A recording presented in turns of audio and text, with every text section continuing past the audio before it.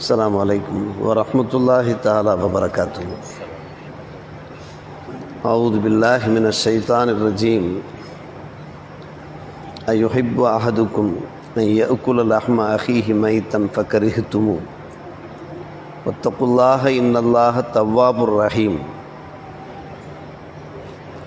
آمنا بالله صدق الله مولانا العلي العظيم. இஸ்லாமிய மார்க்கத்திலே கோல் செல்வது, புறம் பேசுவது, அவதூறு பேசுவது, அசிங்கமாக பேசுவது, அருவருக்கத்தக்க முறையிலே பேசுவது, இதெல்லாம் கண்டிக்கப்பட்டிருக்கிறது, ஹராமாக்கப்பட்டிருக்கிறது, அதை பாவமாக எடுத்து சொல்லப்பட்டிருக்கிறது. இந்த விஷயத்திலே நாம் கவனமாக இருக்க வேண்டும். அதன் காரணமாக நாம் செய்த அமல்கள் அழிந்து போக வாய்ப்பு இருக்கிறது. என்னதான் பெரிய அமல்கள் இபாதத்துகளில் நாம் ஈடுபட்டோமானாலும் நாம் பேசுகிற பேச்சு அதனுடைய ஒரு வன்மையின் காரணமாக நம்முடைய நல்ல அமல்கள் எல்லாம் காணல் நீரை போன்று ஆகிவிட வாய்ப்பு இருக்கிறது. அல்லாஹ் பாதுகாக்க வேண்டும். வசனத்தில் அல்லாஹ் சூரத்துல் ஹுஜராத்திலே பேசுகிறான், உங்களில் சிலரை புறம் பேச வேண்டாம். உங்களில் ஒருவர் தம்முடைய சகோதரருடைய அந்த மையத்தான இறைச்சியை சாப்பிடுவதற்கு விரும்புவாரா? அதை நீங்கள் வெறுப்பீர்கள் அல்லவா? இது விஷயத்தில் நீங்கள் அல்லாஹ்வை அஞ்சிக் கொள்ளுங்கள். நிச்சயமாக அல்லாஹ் தௌபாவை ஏற்பவனாக இருக்கிறான், கருணை புரியக்கூடியவனாக இருக்கிறான் என்று அல்லாஹ் ரப்புல் ஆலமீன் சூரத்துல் ஹுஜராத்திலே பேசுகிறான்.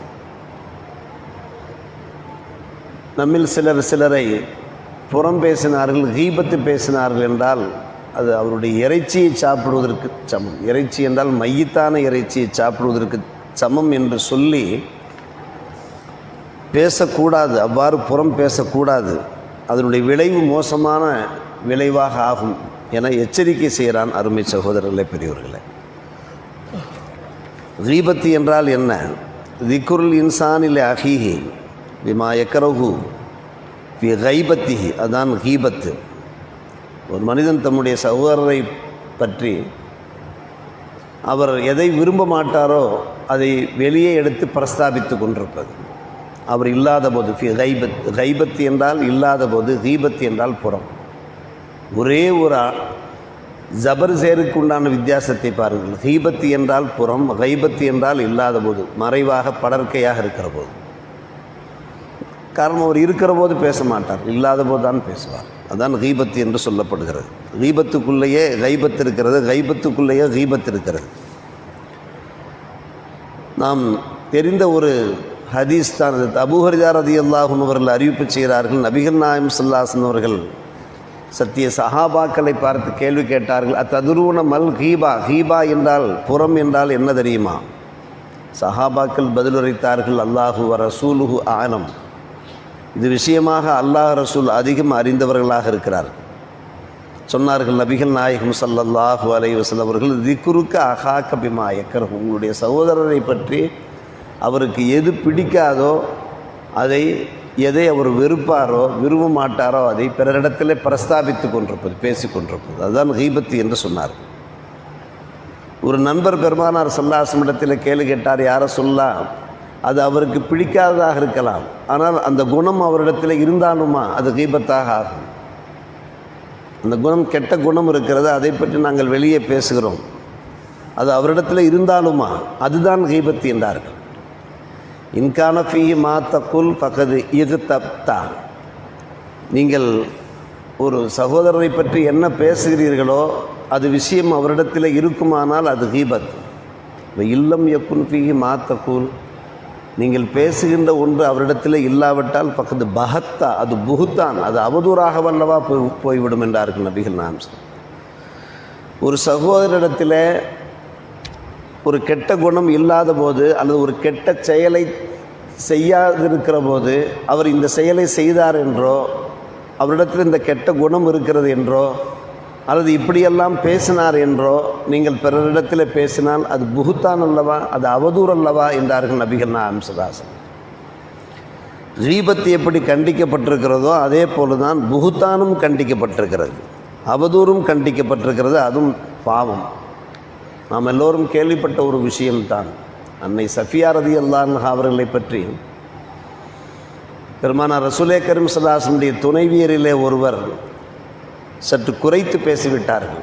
கசீரா, அவர்கள் கொஞ்சம் குள்ளமாக இருக்கிறார்கள் என்று குறைத்து பேசிவிட்ட போது பெருமானார் ரசூலே கரீம் ஸல்லல்லாஹு அலைஹி அவர்கள் கண்டித்தார்கள். தங்களுடைய அந்த இன்னொரு துணைவியை பார்த்து கண்டித்தார்கள். நீங்கள் எப்படிப்பட்ட பேச்சு பேசியிருக்கிறீர்கள் தெரியுமா? இது தேவையா? ஒரு பெண்ணினுடைய அந்த தோட்டத்தை பற்றி வர்ணிப்பது, அந்த தோட்டத்தை தந்தவனை குறைத்து மதிப்பிடுவதற்குண்டான பாவமாக இருக்கிறது. ஒரு மனிதன் குள்ளமாக இருப்பது, உயரமாக இருப்பது, அல்லது மீடியமாக இருப்பது, கருப்பாக இருப்பது, வெள்ளையாக இருப்பது, இதெல்லாம் இறைவனுடைய படைப்பிலே உள்ளது.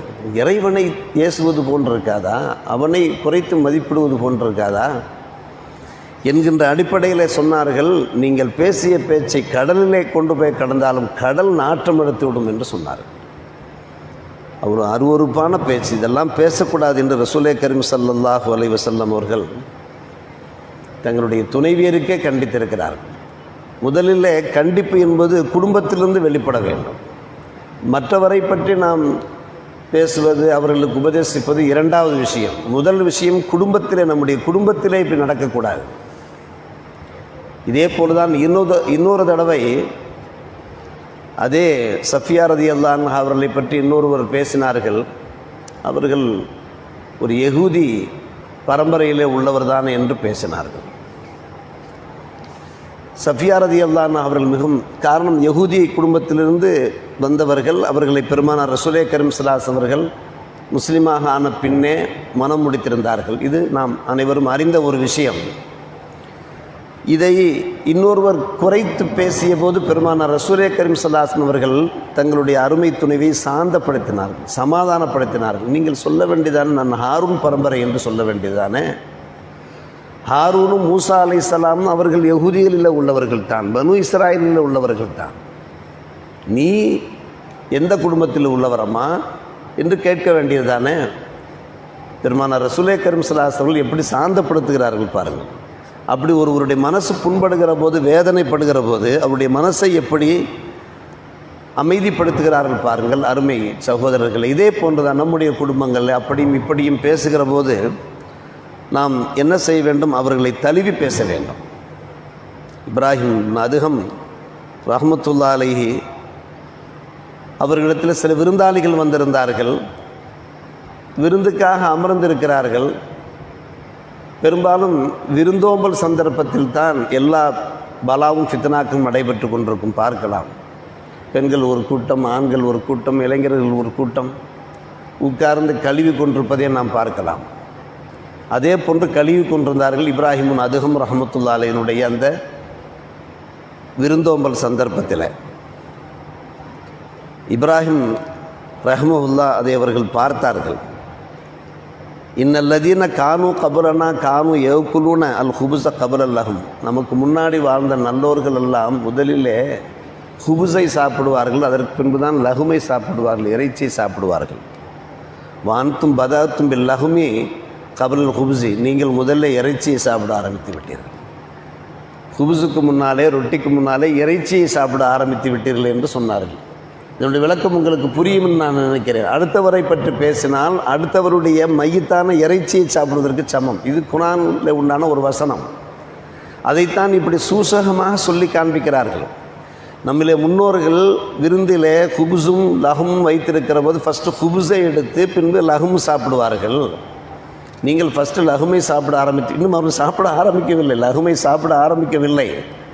ஆனால் பிறரை பற்றி பிரஸ்தாபித்து பேசி கொண்டிருந்ததை, குறைத்து பேசி கொண்டிருந்ததை அருமை சகோதரர்களே, இவ்வாறு அதற்கு இப்ராஹிம் அதுவும் மாபெரும் தவ ஞானி அவர்கள், இறைநேச செல்வர், அவர்களை பற்றி நாம் நிறைய சொல்லலாம். கடைசியாக ஒரு விஷயம் அருமை சகோதரர், நம்மிடத்திலே ஒருவர் இன்னொருவரை பற்றி தீபத்து பேசினால், புறம் பேசினால் நாம் அதை செவிதாழ்த்து கேட்கவே கூடாது. புறம் பேசினாலோ கோல் பேசினாலோ அதை ஒரு அலர்ஜியாக பார்க்க வேண்டும். இது தேவையா? இதை நாம் கேட்க வேண்டுமா? நம்முடைய நசீபு இவர்கள் பேசுவதையெல்லாம் கேட்பது நம்முடைய தலை விதி என்று தான் நாம் நினைக்க வேண்டும். இன்னும் சொல்லப்போனால் இன்னொரு படி மேலே ஏறி, நீ அப்படியெல்லாம் பேசாதப்பா, அவர் அந்த மனிதரெல்லாம் கிடையாதுப்பா என்று நம்முடைய சகோதரருக்கு நாம் சப்போர்ட் பண்ண வேண்டும். இதெல்லாம் ஹதீஸுகளில் வருகின்ற ஒரு விஷயம்.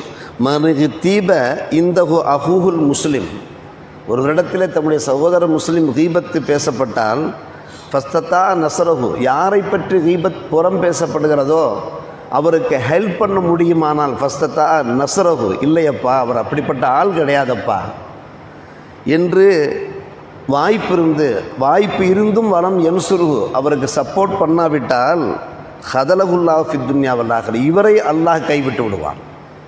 யாரை கைவிட்டு விடுவான்?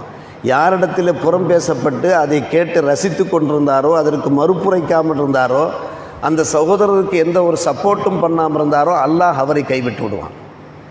இவரை பற்றி 4 பேர் பேசுகின்ற ஒரு சூழ்நிலை ஏற்பட்டுவிடும். அல்லாஹ் பாதுகாக்க வேண்டும். அருமை சகோதரர், நமக்கு தேவையே இல்லை. நாவு கட்டுப்பாடு வேண்டும். நாம் நாவு கட்டுப்பாட்டை பற்றி பலமுறை சொல்லியிருக்கிறோம். உணவில் மட்டும் நாவு கட்டுப்பாடல்ல, பிறரை பற்றி பேசுவதிலும் நமக்கு நாவு கட்டுப்பாடு வேணும். அது நம்முடைய சகோதரருடைய மையத்தை சாப்பிடுவதற்கு சமம் என்பதை விட ஒரு கூடுதலான ஒரு வார்த்தை தேவையில்லை. அல்லாஹ் ரப்புல் ஆலமீன் நம்முடைய வாய்ந்த நல்ல வார்த்தைகள், அல்லாஹ் ரசூலுக்கு பிடித்தமான வார்த்தைகள் மட்டுமே வெளிவருவதற்கு நம் எல்லோருக்கும் அல்லாஹ் ரப்புல் ஆலமீன் நல்லொரு புரிவானாக. வாஹிர் தாவானா அல்ஹம்துலில்லாஹி ரப்பில் ஆலமீன்.